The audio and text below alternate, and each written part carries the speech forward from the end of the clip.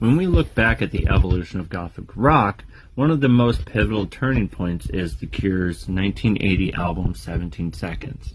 While the band had already made waves in their post-punk debut, Three Imaginary Boys, it was 17 Seconds that marked the distinct shift in tone and atmosphere and emotional depth, and the shift that would ultimately become the foundational to the sound and style of Gothic rock. What makes 17 Seconds so important isn't just the content, though.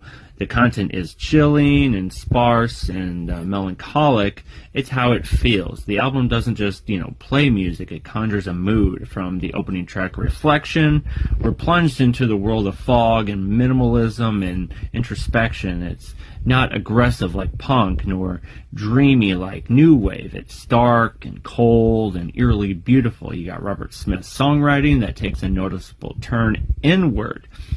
Vocally, there's a deep sense of alienation, loss, and existential searching. Songs like Play for Today and M introduce themes of emotional detachment and vulnerability expressed not through volumes or bravado, but through subtle guitar work and distant vocals and almost hypnotic repetition. The music that breathes and broods and inviting listeners to get lost in its shadows.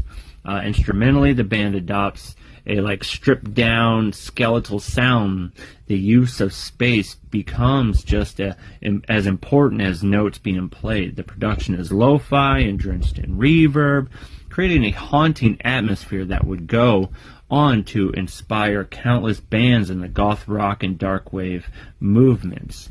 Simon Gallup's bass lines became the central driving force, gloomy and melodic and foundational to the mood, while Lowell's minimal drumming serves as a steady pulse rather than a showcase, grounding the drifting composition in something tangible.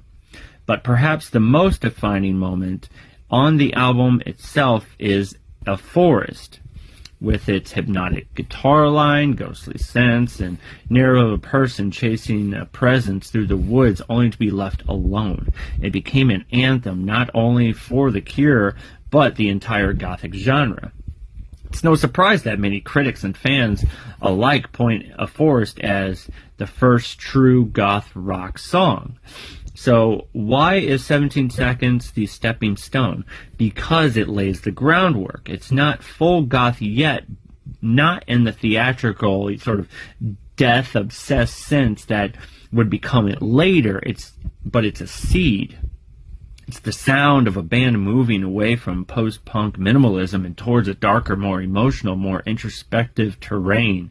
That's where The Cure started speaking in shadows, and the world actually started to listen. In conclusion, 17 Seconds is The Cure's first real flirtation with the Gothic.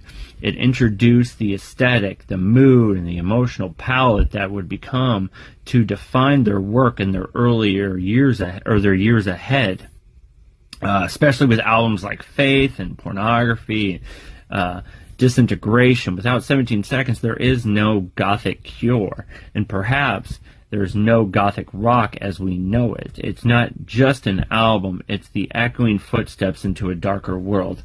And if you haven't checked this album out, I strongly suggest, if you haven't listened to The Cure, do listen to The Cure, especially on today where it's Happy World Goth Day, everybody!